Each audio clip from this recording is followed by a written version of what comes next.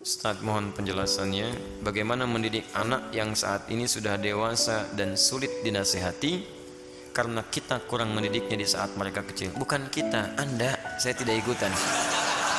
Ya, saya sudah punya istri, punya anak, mungkin Anda yang tidak tepat. Apakah kalau anak-anak kita, anak Anda sudah menikah dan juga masih mempunyai tanggung jawab untuk mendidiknya? Dua pertanyaan. Pertama, ada orang tua yang merasa sulit untuk mendidik anak, memberikan nasihat saat dia dewasa. Coba istighfar dulu. Mungkin selama ini Anda yang kurang perhatian kepada anak. Saya pernah sampaikan kisah Nabi Ibrahim, bagaimana seorang Ismail alaihissalam yang baru tumbuh usia 4-5 tahun belum balik, melihat bapaknya sedang bekerja atas perintah Allah, bergetar hatinya, tersentuh untuk menolong bapaknya walaupun ayahnya nggak minta. Quran surah kedua Al-Baqarah ayat 127, posisi paling kiri sebelah atas. Wa idh yarfa'u Ibrahimul qawa'ida minal baiti wa Ismail. Perhatikan, saya ajarkan sedikit bahasa Arab. Dalam uslub bahasa Arab, ungkapan bahasa Arab, kalau ada dua subjek mengerjakan satu pekerjaan, subjeknya disebutkan langsung di depan, maka ini menunjukkan porsi pekerjaannya sama, sebanding. Tapi kalau ada satu disebutkan di depan, yang kedua diakhirkan, ini menunjukkan bahwa yang kedua ini sekedar membantu yang pertama saja, tidak sebanding porsinya. Paham sampai sini? Sekarang perhatikan baik-baik. Wa idh yarfa'u Ibrahimul qawa'id, Ibrahim disebutkan. Dan ingatlah ketika Ibrahim diperintahkan oleh Allah meninggikan kembali bangunan Ka'bah yang sempat terkena banjir di masa Nabi Nuh alaihissalam. Wa Ismail, dan Ismail, Ismailnya diakhirkan. Padahal Allah bisa berfirman begini, misalnya di luar Quran, wa idh yarfa'u Ibrahimu wa Ismailul qawa'id. Kalau Ibrahim dan Ismail dua-duanya seimbang, tapi ini Ibrahim qawa'id baru Ismail. Ini menunjukkan Ismail ingin membantu bapaknya. Tahukah Anda, saat ayat itu disampaikan kisah kepada kita, ingin mengisahkan bagaimana seorang Ibrahim alaihissalam menerima tugas meninggikan bangunan Ka'bah, dikerjakan dengan segera. Tapak pertamanya disebut dengan maqam. Sampai sekarang tapak itu dikenal dengan maqam Ibrahim. Saat akan membangunnya, kadalah meninggikannya, kadalah anaknya datang, melihat bapaknya bekerja, dia ingin menolongnya. Perhatikan, bukan dinasehati, bukan diminta, tapi anak tergerak untuk menolong bapaknya. Datang anaknya bawa batu. Batu bahasa Arabnya disebut dengan hajar. Kalau disusun-susun menjadi hijar. Kalau jadi bangunan disebut hujrah. Kalau jadi ruangan kamar-kamar disebut dengan hujurat. Maka dia mulai membantu bapaknya. Kalau bahasa kita, boleh nggak saya bantu? Dia bawa hajar, dia susun-susun. Begitu dia susun jadi bagian dari Ka'bah. Sampai sekarang disebut dengan Hijr Ismail. Hijr Ismail itu area dalam Ka'bah. Dan kalau kita sholat di dalamnya, itu termasuk sholat di dalam Ka'bah. Di dulu pada zamannya awal-awal masa Quraisy terjadi kebakaran, menimpa kemudian Ka'bah, ada kerusakan, mereka ingin memperbaiki. Cuman mereka tidak mau mengumpulkan harta yang tidak jelas. Akhirnya orang jahiliyah berusaha mengumpulkan harta yang paling halal. Tuh, orang jahiliyah bangun Ka'bah aja cari yang paling halal. Anda bisa bayangkan. Jadi mereka kumpulkan dan ternyata nggak cukup. Karena nggak cukup, kemudian area Hijr Ismail ini ya tidak tercukupi untuk kemudian dibangun pada area-area yang tertutup dengan area Ka'bah.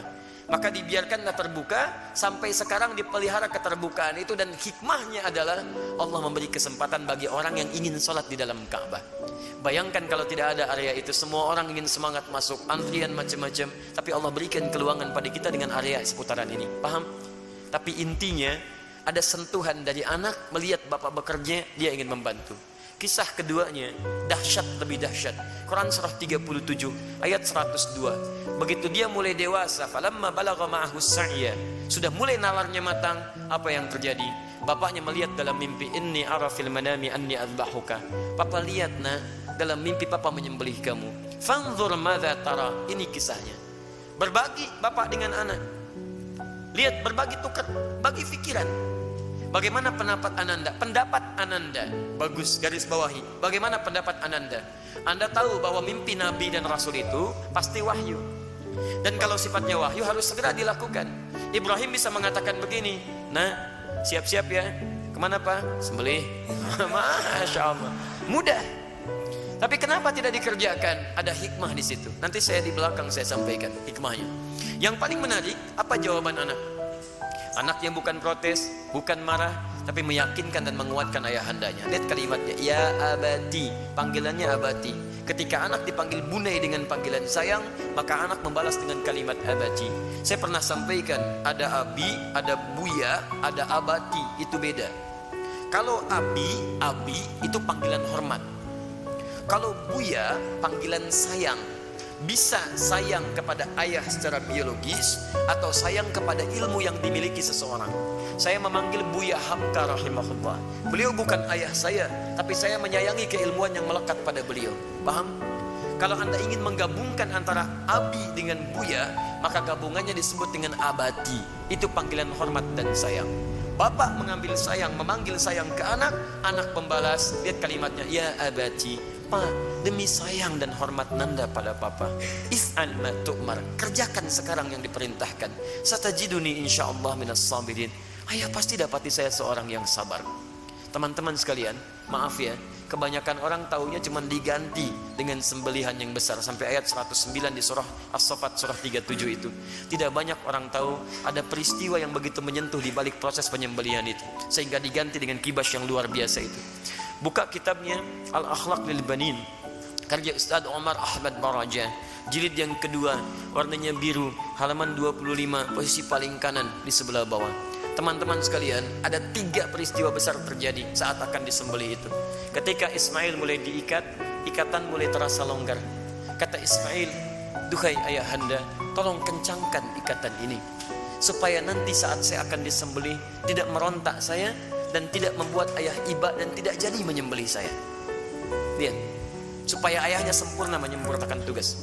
Kedua, duhai ayahanda, mohon tajamkan pisau itu. Tajamkan. Yang dengan pisau yang tajam akan mempercepat proses penyembelihan itu dan mengurangi sakit yang saya rasakan. 2 hal ini menjadi sunnah sampai sekarang. Dengan ikatan yang baik, dengan tajamnya pisau kurban saat ini menjadi sunnah. 2 itu dikerjakan. 3, ini yang hebat. Ternyata beliau sedang melipat pakaiannya, pakaian luarnya. Lihat beliau katakan, duhai ayahanda, mohon titip pakaian ini kepada satu-satunya ibunda yang sangat saya sayangi. Sampaikan salamku kepadanya, Ismail alaihissalam. Ketika itu dikerjakan, tiba-tiba turun kemudian wahyu, qad saddaqta ru'ya, engkau telah benarkan mimpi itu. Maka tidak ada korban pada saat itu, yang ada kurban. Korban diganti jadi korban. Korban dari kata koruba, artinya dekat, ditambah alif nun, korban yang sangat dekat kepada Allah subhanahu wa ta'ala. Mereka berdua saking dekatnya dengan Allah, mimpi saja diamalkan. Ada orang yang pengen dekat dengan Allah, di dunia nyata diperintahkan, gak dikerjakan. Orang mimpi dikerjakan. Ini kedengar azan dipanggil sholat gak datang-datang. Cita-cita surga Firdaus bersama Nabi tanpa hisab. Terlaluan itu kan. Nah teman-teman yang paling menarik, kenapa Ismail punya rasa demikian dalam pada papanya? Lihat, Nabi Ibrahim ketika kemudian Ismail dilahirkan, kemudian turun wahyu supaya dipisahkan dengan ayahandanya. Ibu, anak, ayah, pisah. Kemana? Beliau di Palestina, anak di Mekah dengan ibunya. Quran surah 14 ayat 37. Biwadin ghairi dzi zar'in 'inda baitikal muharram. Ditinggalkan di satu tempat yang tandus, tumbuhan gak ada. Lihat baik-baik ya. Saya percepat langsung. Ini Ismail dengan ibundanya, ini Ibrahim. Di balik jarak yang jauh, Nabi, Rasul punya tugas mencari nafkah, punya macam-macam, tapi beliau masih menyempatkan waktu untuk menengok perkembangan anaknya. Tengok siapa yang merawatnya, bagaimana pertumbuhannya, bagaimana asinya, bagaimana pertumbuhan kampungnya. Dari Palestina ke Mekah itu kalau pakai bis 1 hari 2 malam. Tengok, makanya disebut Ibrahim sang penyeberang. Makanya disebut Ibrahim diambil dari serapan bahasa Arab Abun Rahim. Yang paling hebat, kenapa itu bisa terjadi dan bagaimana feedbacknya kepada kita semua, kita lanjutkan setelah menunaikan sholat isya berjamaah. Kita coba lanjutkan, pemirsa dimanapun Anda berada. Kesulitan nasihat yang diterima oleh anak terkadang bukan karena anak itu tidak mau mendengar nasihat orang tuanya, tapi seringkali diakibatkan karena orang tua tidak memiliki perhatian yang cukup kepada anak sebelumnya. Perhatikanlah bagaimana Nabi Ibrahim, seorang nabi, seorang rasul, seorang ayah yang dengan segala kesibukannya itu masih memberikan waktu yang luang untuk bermain, mengamati dan hadir dalam keadaan dan permainan anak-anaknya. Sehingga apa yang terjadi? Walaupun tinggal beliau di Palestina, anaknya berada di Mekah, itu masih tetap bisa mengontrol, Pak. Beliau melihat bagaimana lingkungannya, perkembangannya, mainnya, tentang asiknya, tentang kisahnya. Sehingga ketika orang tua hadir dalam dunia anak, anak tidak merasa kehilangan dengannya. Itu yang dimaksudkan di Quran surah ke-31 ayat 13 sampai ayat 19 itu.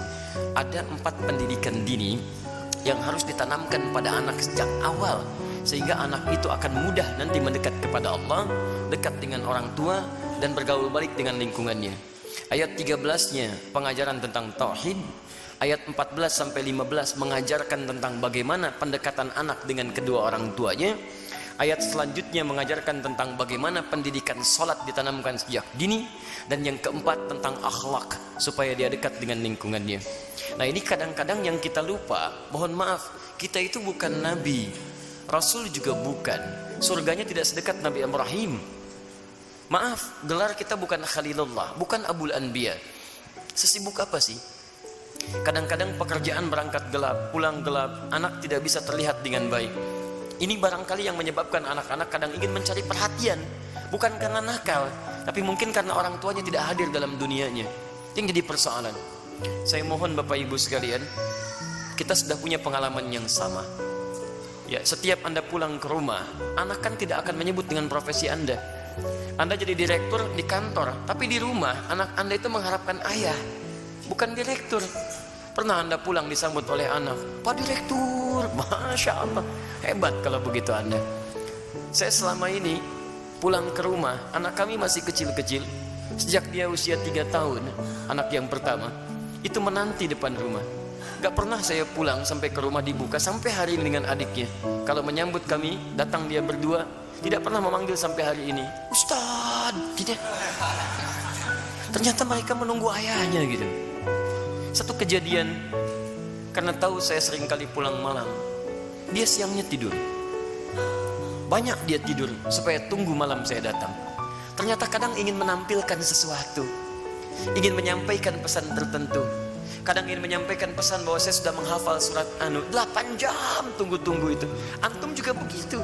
Anak antum mungkin menyiapkan karya macam-macam, cuman ketika pulang, beban pekerjaan Anda yang di luar itu kadang dibawa ke rumah, itu yang membuat kita tidak adil. Itu yang repot. Kadang-kadang masalah di kantor dibawa ke rumah. Nyampe ke rumah anak sudah menunggu, sudah menyusun senyum sebaik mungkin, ketika dibuka ayahnya cemberut. Papa, diam kamu. Hah? Kenapa mas? Kamu lagi ikut-ikutan. Ikut apa? Dia jadi nggak nyaman situasinya. Begitu saya datang tiba-tiba, Buya, main bola yuk. Main bola tuh. Main kita apa malam? Itu yang menarik. Sampai besoknya diceritakan sama bundanya, Buya itu capek kak, tunggu dulu ya, pijitin dulu bobok sebentar baru main. Besoknya ditunggu, Masya Allah, di depan pintu. Buya, capek ya? Masya Allah, ayo sini bobok, kakak pijitin. Pijitin pak. Bobok dulu, bobok merem, katanya merem. Begitu merem kita baru semenit, ya bangun main bola yuk. Masya Allah. Tapi itu tuh susah didapatkan lagi ketika dia dewasa. Jadi kalau Anda nggak dapat sekarang, besok Anda tidak akan bisa meraihnya. Karena itulah orang tua seperti Ibrahim alaihissalam memberikan perhatian yang dalam. Anak itu punya rasa. Jangankan mendengar nasihat bapak ibu, ya nyawa saja mau diserahkan kok. Bapak cuma mimpi melihat kamu begini, kak kerjakan sekarang pak. Coba antum tes pulang dari sini. Bapak tadi ikut kajian Quran Sunnah Solution. Wah, dapat gambaran nyembelih kamu. Bagaimana pendapat kamu? Wah, sesat pak itu, jangan ikuti lagi. Repot gitu kan. Jadi yang pertama itu demikian. Pertama kita koreksi dulu. Yang kedua kita mendekat kepada Allah, berdoa, ya Allah, tidak engkau titipkan anak itu kepada ibunda yang lain kecuali pada hamba, ya Allah. Berikan kekuatan. Hamba yakin engkau tidak pernah memberikan ujian kecuali pada yang sanggup menjalaninya. Sentuh hatinya ya Rabb, sentuh hatinya ya Rabb. Ingat ketika seseorang telah menikah pun kewajiban untuk memberikan nafkah berhenti memang. Tapi mohon maaf, perhatian itu kan tidak terputus. Anda masih berhak memperhatikan, memberikan arahan dan sebagainya. Karena itu, jangan putus dalam memberikan nasihat. Sampaikan dengan cara yang terbaik. Kalau tidak pakai bahasa akal, gunakan bahasa hati. Setidaknya jadikan dia teman dalam kehidupan. Insya Allah dengan kalimat yang menyentuh, lama-lama dia akan tersadar. Jadi buka dengan doa. Setelah itu ajak untuk berbicara dengan bahasa hati. Nah, mama bersyukur kamu sekarang sudah tumbuh dewasa, cukup pintar, teman kamu banyak. Dulu saat kamu dikandung, masuklah ke situ. Besar harapan mama terhadap kamu. Tiap malam mama bermohon kepada Allah mengalirkan air mata, supaya kita itu bisa sama-sama duduk, sama-sama tersenyum, kita bisa bahagia. Saat kamu berada dalam sekian bulan, harapan itu semakin tinggi.